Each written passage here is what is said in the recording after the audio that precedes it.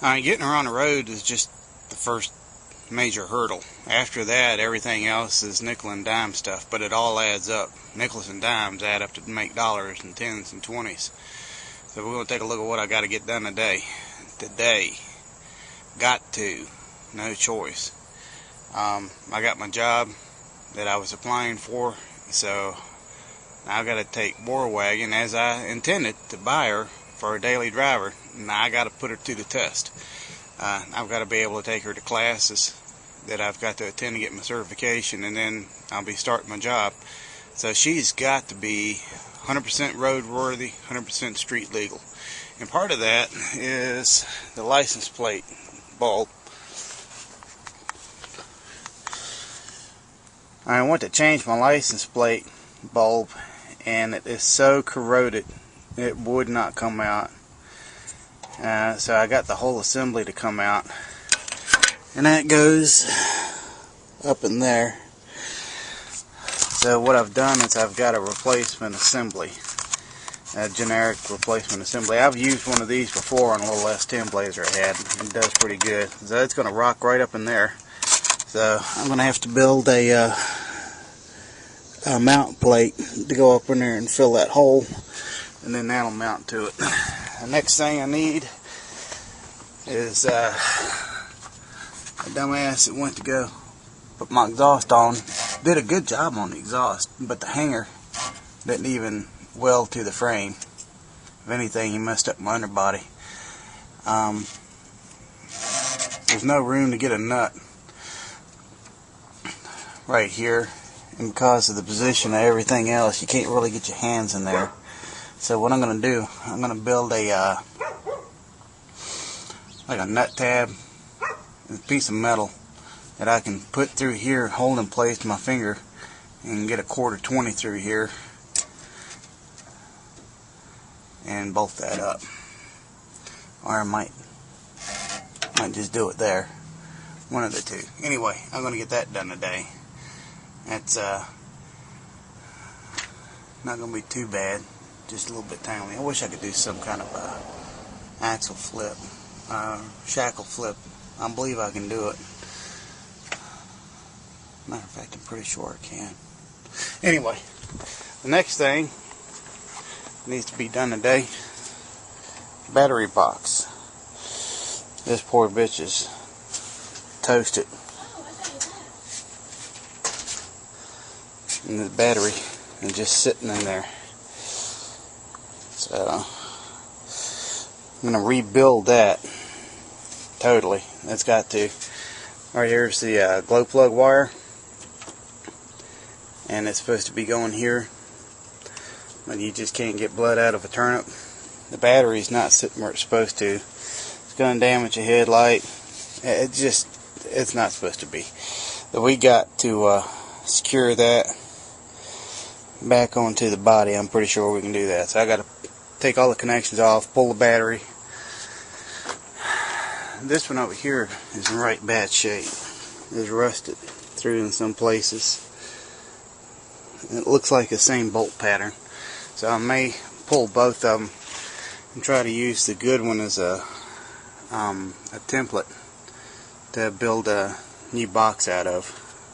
So let's see what we can get done today. And the War Wagon definitely needs a lot of love, and it's going to be a lot of work, so let's get it done. Well, what sucks more than suck itself, I got to build that battery box, and I'm out of gas for my welder, so I got to go get some more CO2. And to make sure the dumbasses don't screw me, I'm taking my scale. 3 pounds, right at 3 pounds, what a full tank, a 20-ounce CO2 tank is. Alright, here's a pisser. I go to Dick's to get CO2, and they're out of CO2. So instead of being able to use a real MIG, I got to go back to using ass wire. It's flux core. I call it ass wire because when you use it, your weld beads look like ass. Now here's our mounting plate that we're going to mount the license plate light to. And this plate is going to take the place of this joker. And we're getting ready to drill these holes to replicate these holes here that it was mounted under the bumper with. So we're going to drill those. Then we're going to mark our license plate light. Drill those. And it'll mount here, and that'll go up on the bumper. Now if everything works out right, and that will take the place of that. I brought it into my hand bench. This is my operating table. My repair center is a bit of a mess, so I'm not going to worry about it. This is my operating system for my amateur radio gear. Now I'm going to go ahead and add some wire and put a lug on. And well, you're probably wondering, where's all the amateur radio gear? There's a power supply, an HF tuner, field strength meter, and we're missing a radio. The radio was sold to get the money to do the repairs on the Blazer. The old saying goes, anything worth doing is worth doing right. So the lug is crimped and soldered, and the connection is soldered, and we're getting ready to tape it with some Super 33. And there's our ground. We'll bring that around when we go to mount it. Make sure we pull up the solid ground. And we'll be able to solder our wire back. Added a little bit more than what I needed, but I wasn't sure. I couldn't recall from memory how much it was. This is a plug and socket pigtail setup that GM used. You can see how corroded it is. Then we'll have to cut that, trim it, connect the wire. We'll solder it and tape it, and then we can put our panel back.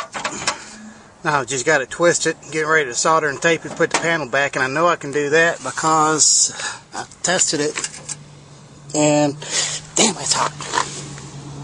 And lights on. All finished. Panel's back, and new lights installed. There it is. It's hard to see, it's so bright outside. And that should have satisfied the popo. Get a ticket for not having your license plate illuminated. Now this is the first part of my tab nut. It's going to hold the exhaust on the other side of the frame. I'm going to go check this for fit up, see if it's long enough. I might need to cut a little bit more. And instead of welding a nut on, I just went ahead and tapped that 1/4 20. And I'll just put a little bend here so you can handle it. And then put your 1/4 20 bolt in, and everything be bolted up. Alright, here's our scenario. Jackass did a real nice job on the exhaust. I can't do shit with a hanger. I'm going to bolt that hanger right there. But the problem is, see, I want to use a 1/4 20. But the problem is, I can't get my hand back here or anything else to hold a nut to be able to bolt it in. So here is my nut tab. Only without a nut, I just tapped it 1/4 20. And watch this. Slide it in. And look. There's your 1/4 20. You can bolt it up now. Now here's the other neat thing about this setup. Is this tab sticking out the frame keeps you from needing to put a wrench or anything on the back. That's gonna, you don't need, if you had a nut back here, you'd need to put a wrench on it, neither to tighten it with the socket. That's what I'm trying to say. This setup is basically kind of one-handed, as you can see. Come on, God have mercy, I hate this stuff.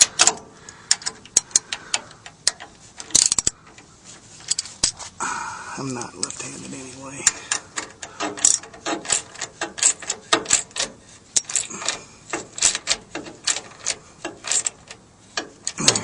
Now my exhaust is bolted up on the frame, nice and tight.